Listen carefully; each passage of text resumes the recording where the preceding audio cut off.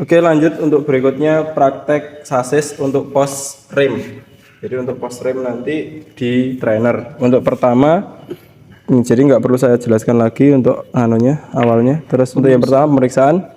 Oke, untuk pengecekan pertama pengecekan pedal rem. Jadi pedal rem itu yang mana? Pedal rem itu yang ini. Jadi kalian cek kondisinya, apakah bengkok atau tidak. Kalau baik tulis baik, kalau terjadi cacat tulis jelek.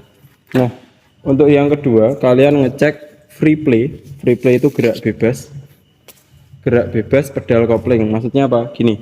Nah, ini namanya gerak bebas. Ini diukur gerak bebasnya seberapa. Caranya pakai penggaris, diarahkan ke sini. Kemudian kalian pakai apa terserah, batang atau apa. Kemudian ditaruh di pedalnya, terus pedalnya digerakkan. Nah, digerakkan seperti ini. Lalu diukur hasilnya berapa. Nah, ini maksimal 3 mili. 30 mili atau 3 cm. Kalau di bawah itu berarti masih bagus. Kemudian yang kedua itu ngecek booster. Sama. Untuk ngecek booster kalian ngecek secara visual. Ini boosternya. Nah, pengecekan kedua pengecekan kinerja booster. Caranya gimana? Untuk pengecekan kinerja booster itu kalian dari kursi pengemudi, kalian injak remnya, kemudian mobilnya dinyalakan. Kalau ketika dinyalakan pedal ini turun, berarti boosternya masih bekerja. Tapi kalau tidak turun berarti boosternya ada yang bocor. Nah, untuk pengerjaan booster nanti nunggu finalisasinya gimana. Kalau kalian cukup visual berarti visual, kalau minta mobil dinyalakan berarti dinyalakan. Tapi caranya seperti itu. Lanjut, yang ketiga adalah pengecekan master silinder. Master silinder itu tempatnya nanti di sini. Nah, ini master silinder. Oke, untuk pemeriksaan master silinder, yang pertama kondisi. Jadi kalian cek visualnya apakah cacat atau tidak, retak atau tidak. Kalau tidak ditulis baik, hasilnya baik, terus kesimpulannya baik. Terus yang kedua, kebocoran kalian melihatnya simpel. Jadi nanti kalian melihatnya dari master silinder ini apakah ada minyak yang keluar, ada tetesan atau rembesan minyak. Biasanya dari sambungan-sambungan seperti ini dan juga sambungan-sambungan ini. Volume minyak rem. Oke, berikutnya volume minyak rem. Volume minyak rem kalian melihatnya di reservoir tank. Ini nanti ada upper sama lower. Ini harusnya di tengah-tengah. Nah, kebetulan ini kondisinya di bawah, jadi hasilnya nanti di bawah lower. Hasilnya hasilnya itu nanti berarti perbaiki. Maksudnya perbaiki ya ditambahkan. Nah, nanti kalau disiapkan minyak berarti kalian harus menambahkan minyak dari sini. Oke, lanjut. Ya, untuk pengecekan selanjutnya, pengecekan pipa rem dan minyak dan selang rem. Jadi pipanya ini kalian cek semuanya sampai ke belakang dan juga ke depan, selangnya juga sama. Ini terjadi kebocoran atau tidak.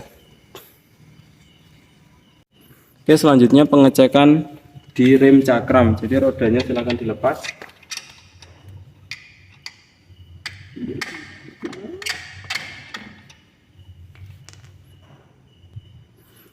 Oke, kalau sudah dilepas seperti ini, terus kalian butuh alat. Oke, lanjut, kalian bongkarnya di sini. Di sini ada baut 12, silahkan dibongkar.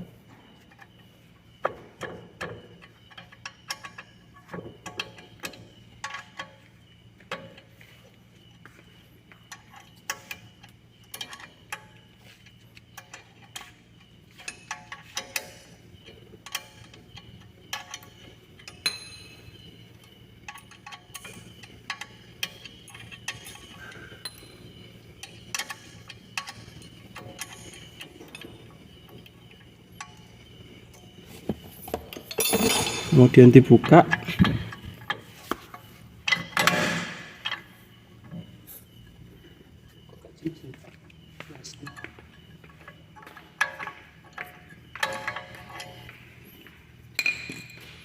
Kampasnya dilepas. Sudah. Kalau sudah, kalian dapat kampas.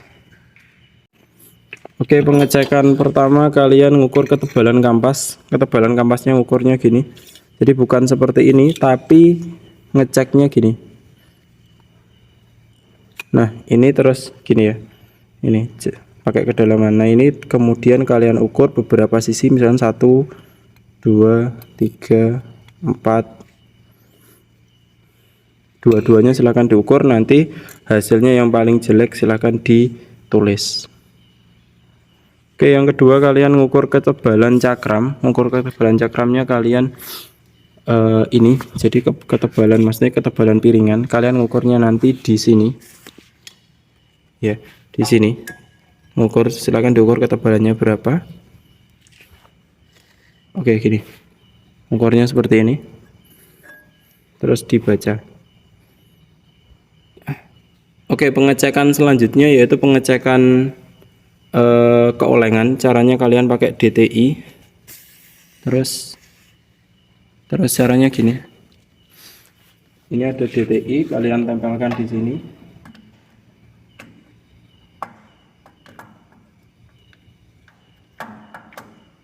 Wis sing paling penak iki kasine dikei papan wesi yo nek enek. Papan wesi piye? Dikei papan wesi, dikei meja, Tinggi? dikei ngisor nek ngukur. Iku gak dulu Oke.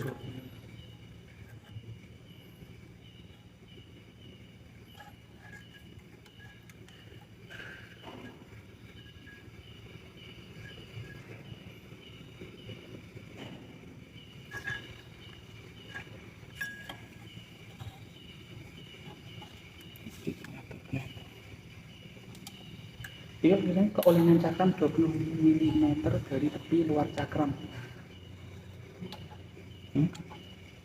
Keolengan cakram 20 mm dari tepi luar cakram.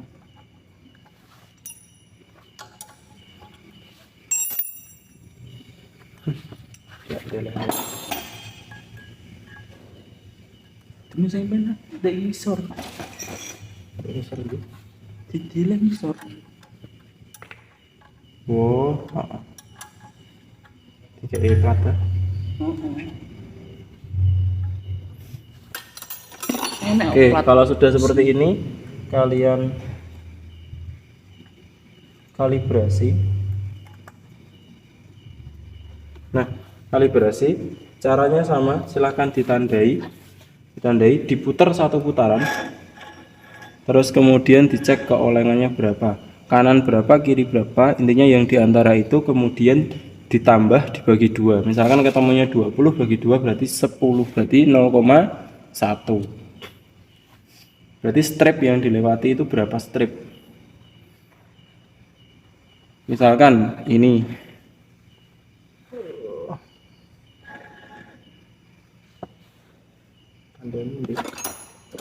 Ngukur kayak transmisi, poros transmisi loh.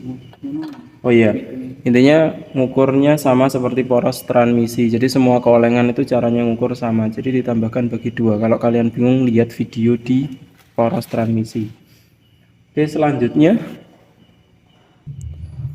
oke, untuk pengecekan selanjutnya, pengecekan kondisi slide pin. Slide pin itu adalah besi yang 2 ini, di atas sama di bawah. Nah, ini harusnya bisa bergerak. Nah, bergerak seperti ini. Dilihat ini apakah berkarat, aus, atau ada masalah. Misalkan seperti ini. Ini ternyata banyak kotoran atau berkarat, berarti kondisinya ini silahkan ditulis sendiri. Yang atas juga sama, silahkan dibuka, dilihat ini kondisinya seperti apa. Terus kondisi Karet pelindung slit pin. Karet pelindung slit pin itu karetnya ini, boot itu ada 2, atas bawah ada bootnya semua. Jadi silahkan dicek kondisinya seperti apa. Nah, ini kondisinya seperti ini, silahkan nanti ditulis sendiri. Yang terakhir itu kondisi karet pelindung kaliper. Karet pelindung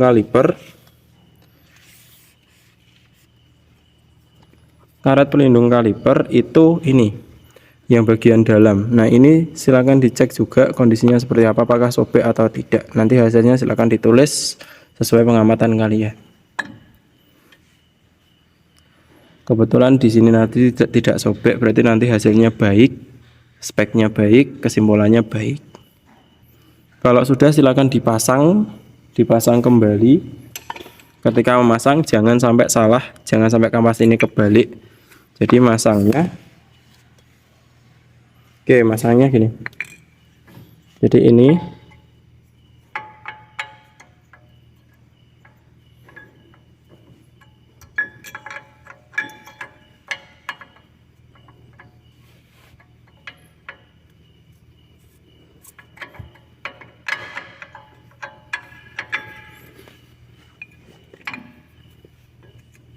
ingat ya, kampasnya yang bersinggungan dengan disc brake, kemudian ditutup.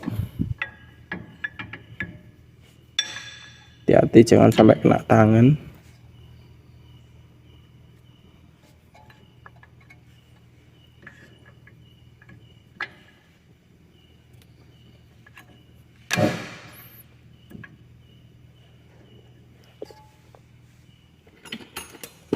Kalau sudah silakan bautnya dipasang kembali.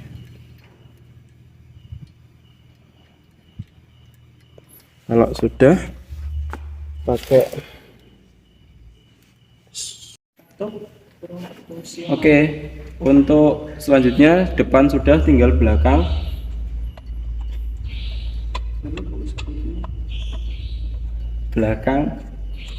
Silakan dibuka bannya. Oke, silakan dibuka. Kalau berat oke, sandal bisa.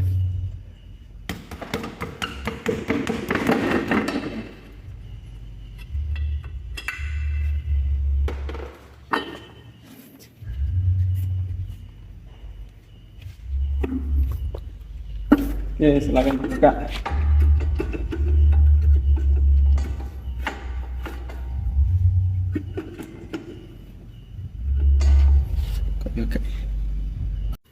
Oke, untuk pemeriksaan pertama kalian pemeriksaan tromol. Jadi untuk tromol ini kalian periksa secara visual apakah ada yang retak atau tidak. Kalau tidak berarti ditulis baik. Untuk pemeriksaan kedua kalian meriksa diameter. Untuk diameter kalian meriksanya pakai penggaris. Silakan diukur diameter dalamnya berapa. Seperti ini. Oke, kalau sudah pengukuran ketiga kalian mengukur kondisi dua sepatu.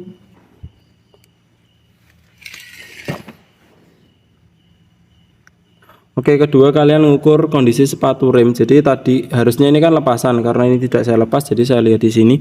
Sepatu rem seperti biasa, kondisi visualnya seperti apa? Apakah ada ada retak, patah atau gimana? Kalau baik tulis baik, kesimpulannya baik. Kemudian pemeriksaan kedua. Oke, berikutnya ngecek ketebalan sepatu rem. Jadi harusnya ini sudah dilepas. Karena nggak dilepas, saya cek di sini. Untuk ketebalan ngeceknya seperti ini. 1, kemudian kalian baca, terus 2 kalian baca, yang ketiga pakai ini, pakai kedalaman. Pakai kedalaman seperti ini. Kemudian kalian baca, cari yang paling tipis atau yang paling kecil nilainya. Sebelahnya juga sama. Nah, dari dua ini nanti dilihat yang paling tipis yang mana. Oke, berikutnya kalian ngecek silinder roda. Ini silahkan dicek kondisinya baik atau tidak, atau cacat atau tidak. Nah, ini untuk ngecek silinder roda, ngecek kebocorannya, kalian caranya ini dicubit.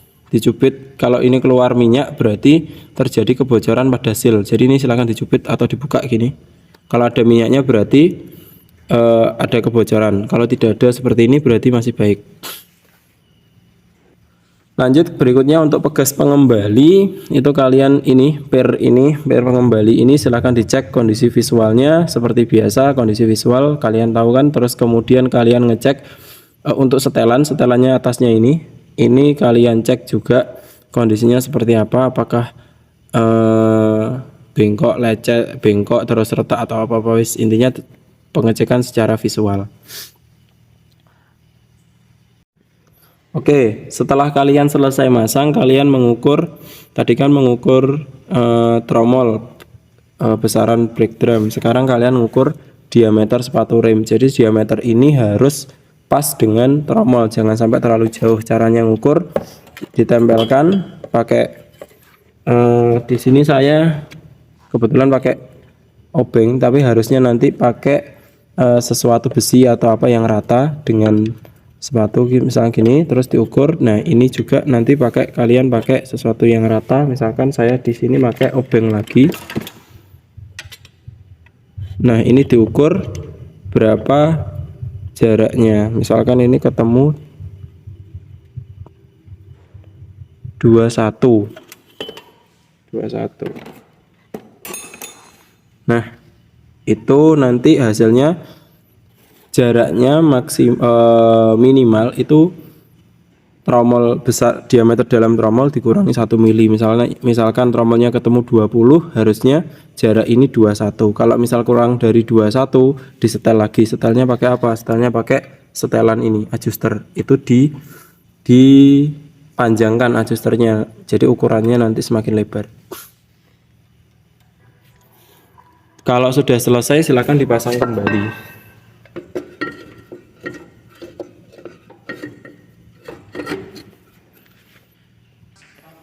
Oke, untuk berikutnya itu ngecek setelah ban tadi selesai dipasang, ban belakang, ngecek kondisi tuas sepatu rem tangan atau tuas rem tangan. Jadi tuasnya ini dicek apakah masih utuh atau tidak. Jadi ini pengecekan secara visual seperti biasa.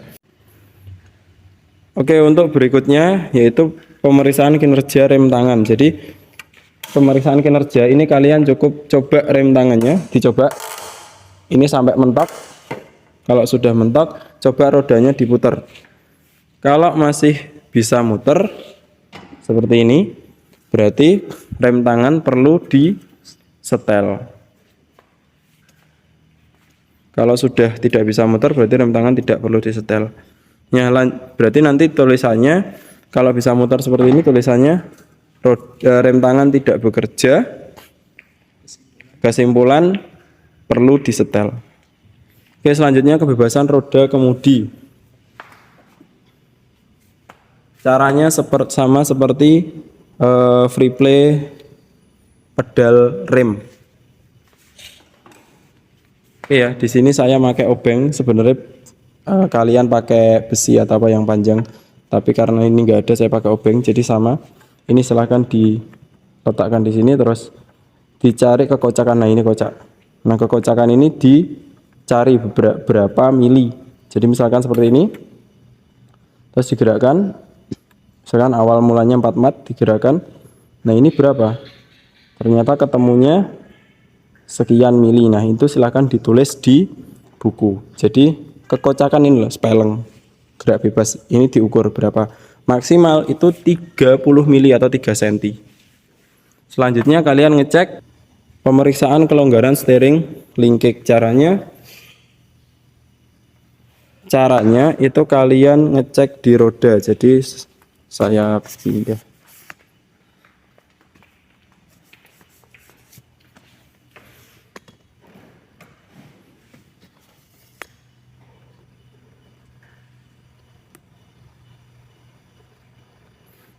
Nah ini roda, ini harus pada kondisi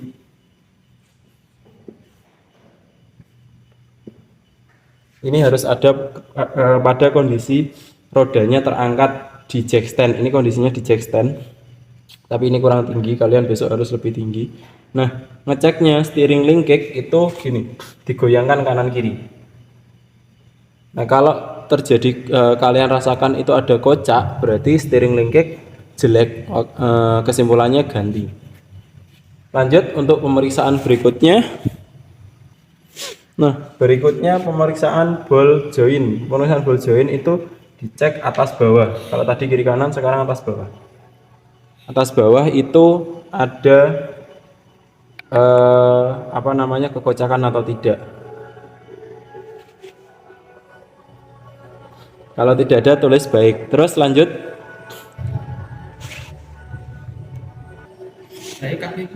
Oke, Untuk pemeriksaan bearing roda itu kalian putar rodanya sambil dipegang. Kalau ketika diputar rodanya, tangan kanan kalian yang megang sebelahnya itu ada rasa getar atau gerinjel atau kasar, berarti bearing rodanya waktunya ganti.